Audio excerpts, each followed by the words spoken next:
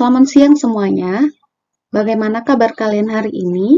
Mudah-mudahan kalian dalam keadaan sehat walafiat. Nah, baiklah, pada pertemuan kali ini kita akan melanjutkan materi kita pada bab yang baru, yaitu zat aditif dan zat adiktif. Zat aditif dan zat adiktif merupakan dua hal yang berbeda. Nah, khusus pada pertemuan kali ini, kita hanya akan membahas tentang zat aditif saja. Zat adiktif akan kita lanjutkan pada pertemuan berikutnya.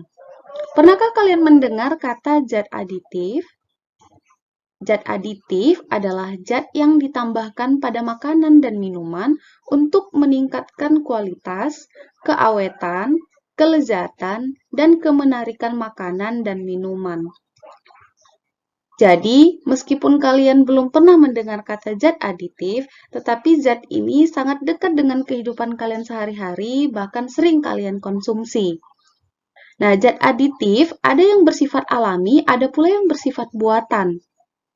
Tujuan penambahan zat aditif pada makanan adalah memperbaiki kualitas atau gizi makanan, membuat makanan tampak lebih menarik, meningkatkan cita rasa makanan, membuat makanan menjadi lebih tahan lama atau tidak cepat basi dan busuk.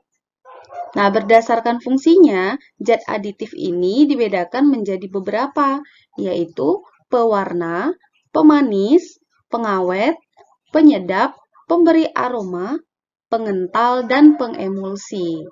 Nah, sekarang kita akan mempelajari satu persatu dari zat aditif tersebut. Nah, di sini ada 7 jenis zat aditif berdasarkan fungsinya. Nah, seperti yang sudah disampaikan sebelumnya, zat aditif tadi ada yang bersifat alami, ada juga yang bersifat buatan. Nah, sekarang kita lihat pewarna yang bersifat alami. Zat aditif pewarna yang bersifat alami ada daun suji menghasilkan warna hijau, daun pandan menghasilkan warna hijau, kakao menghasilkan warna coklat, kunyit menghasilkan warna orange. Nah, ini mungkin sering kalian temukan dalam kehidupan sehari-hari atau bahkan sering kalian konsumsi. Nah, sedangkan zat aditif pewarna yang bersifat buatan, contohnya adalah eritrosin menghasilkan warna merah, karmoisin menghasilkan warna merah, alura red AC menghasilkan warna merah, tartrazin menghasilkan warna kuning, dan fast green FCF menghasilkan warna hijau. Nah, jadi zat pewarna yang bersifat alami ini tadi memiliki banyak kelemahan sehingga harus dihasilkan zat pewarna yang bersifat buatan. Nah, contohnya kelemahan zat pewarna yang bersifat alami yang pertama yaitu pembuatannya tidak efektif dan efisien, membutuhkan waktu yang lebih lama.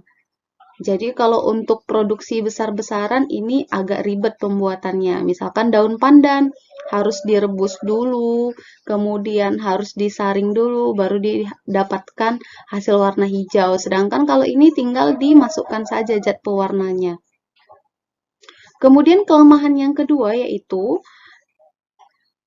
warna yang dihasilkan itu terbatas. Hanya yang tersedia di alam saja. Jadi tidak semua warna itu bisa dihasilkan dari zat pewarna alami. Ya. Hanya warna-warna tertentu saja yang tersedia. Kemudian kelemahan yang ketiga yaitu menghasilkan rasa yang khas pada zat makanan. Contohnya, ketika kita mau membuat kue bolu, kemudian kita mau buat bolu tersebut menjadi berwarna orange. Bayangkan saja bagaimana rasa kue tersebut apabila kita menggunakan zat pewarnanya berupa kunyit. Tentunya rasa kunyit akan terdapat pada kue tersebut yang menyebabkan menjadi tidak enak.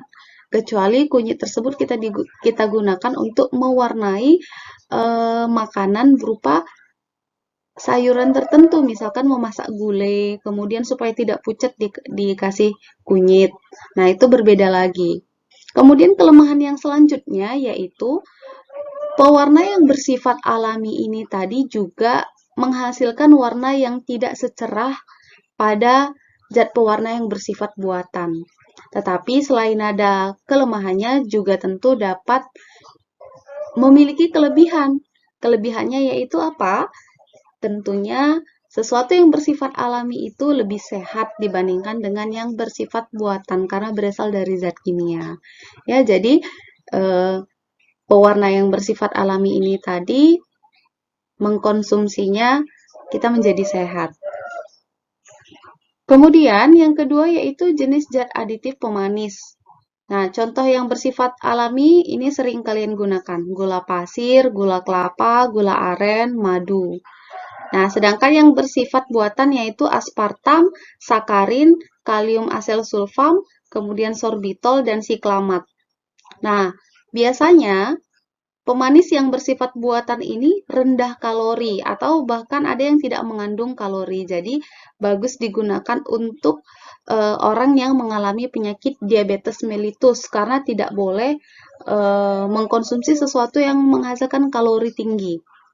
Nah, kemudian yang ketiga ada pengawet yang bersifat alami, misalkan gula dibuat menjadi manisan, garam dibuat menjadi asinan, contohnya seperti ikan asin ya, kemudian es atau didinginkan, atau makanan tersebut dikeringkan atau dikalengkan.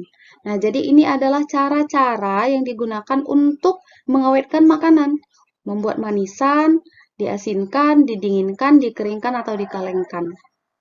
Nah, sedangkan pengawet yang bersifat buatan ada asam benzoat, natrium benzoat, asam propionat, natrium propionat, asam askorbat, natrium askorbat, nitrit, nitrat, butil hidroksianisol atau BHA.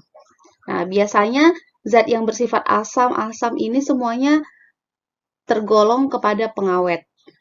Nah, kemudian yang keempat itu ada penyedap, zat aditif penyedap yang bersifat alami seperti bawang putih, gula, garam dapur, udang atau ebi, kemudian kaldu ayam, kaldu sapi.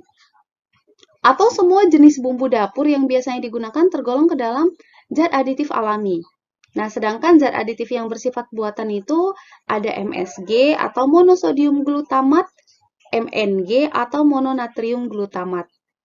Nah, jenis zat aditif pemberi aroma yang bersifat alami misalnya pandan, minyak atsiri, dan vanili. Sedangkan yang bersifat buatan seperti amil kaproat menghasilkan aroma apel, amil asetat menghasilkan aroma pisang Ambon, etil butirat menghasilkan aroma nanas, vanilian menghasilkan aroma vanili, metil atranilat menghasilkan aroma buah anggur. Nah, selanjutnya jenis zat aditif selanjutnya yaitu pengental. Nah, biasanya pengental ini digunakan untuk mengentalkan makanan. Contohnya seperti ketika memasak capcay. Nah, seperti itu. Kemudian, contoh yang bersifat pengental, yang bersifat alami, yaitu tepung kanji, agar-agar, gelatin, dan gum.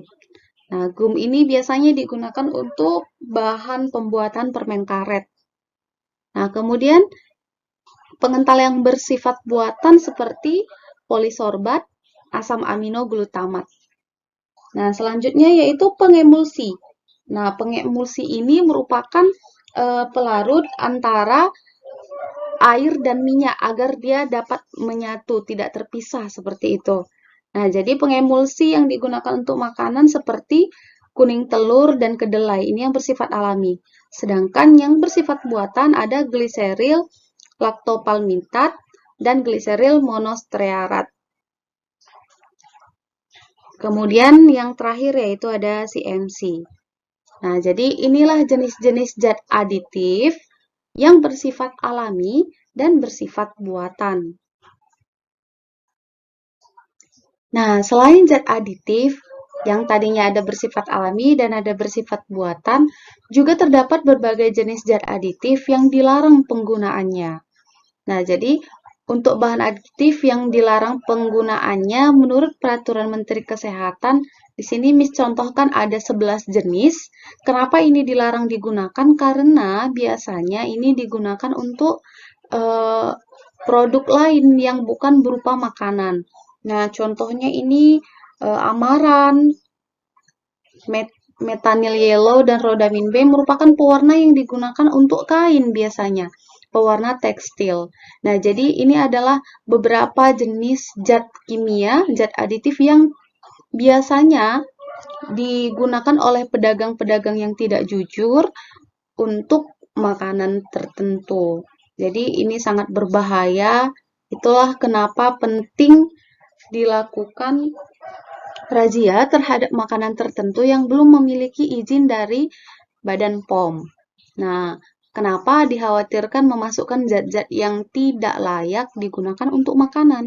Apa saja zat tersebut? Yang pertama ada amaran, biasanya menghasilkan warna merah, kemudian metanyl yellow menghasilkan warna kuning, dan rhodamin B menghasilkan warna merah. Nah, jadi ini tadi Miss bilang biasanya digunakan untuk pewarna tekstil ya, yang seharusnya untuk kain, tetapi digunakan untuk makanan. Tentu saja tidak boleh, sangat berbahaya bagi kesehatan. Kemudian yang keempat ada asam salsilat, kemudian asam borat. Ini biasanya digunakan orang untuk pengawet. Nah, tetapi ini juga tidak boleh digunakan untuk makanan. Kemudian ada getil prokarbonat, ada dulsin, ada formalin, kalium klorat, klorfenikol, kemudian nitrofurazon. Nah, jadi ini semua tergolong kepada zat aditif yang dilarang penggunaannya untuk makanan karena sangat berbahaya bagi kesehatan. Demikianlah pembelajaran kita pada pertemuan kali ini. Mudah-mudahan apa yang telah disampaikan dapat dipahami oleh kalian. Apabila ada kesalahan, mohon maaf terlebih dahulu. Terima kasih dan sampai jumpa pada pertemuan berikutnya.